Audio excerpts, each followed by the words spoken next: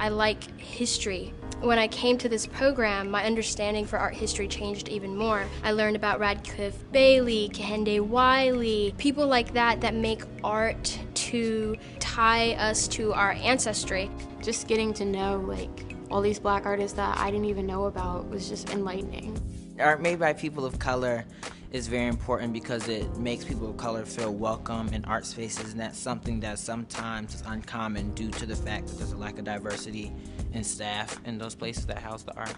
Our specific assignment was to create a label for an art piece that we chose, and we had to present it in 5 to 8 minutes. My piece was less influenced by Amalia Maki in 1999, and I felt it was really important because Amalia Maki was a Spelman professor, and she also had her work recognized at Spelman.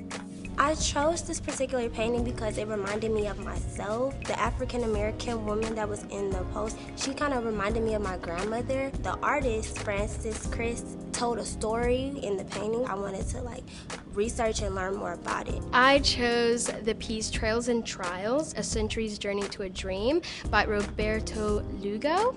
This piece kind of alludes to the work called the Centennial Vase, and so the High Museum commissioned Roberto Lugo to make a vase that portrayed Atlanta's history, and he incorporates modern day issues with it. I'm an artist at my school. It's one of my majors, so I like working with sculpture more.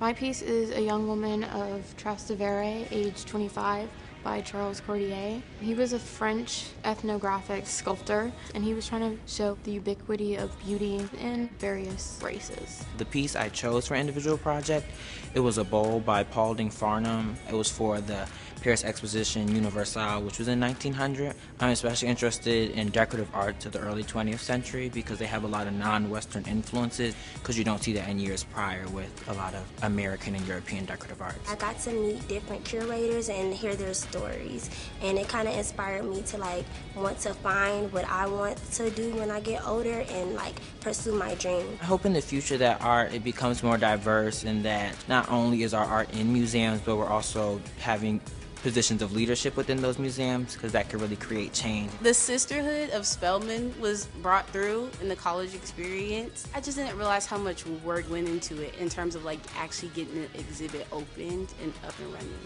I already had this mindset of what African art was, but when I came here, it was so broad. It's not just wooden figures and just masks. It's so many things, and that's what's actually really making me want to be a curator now.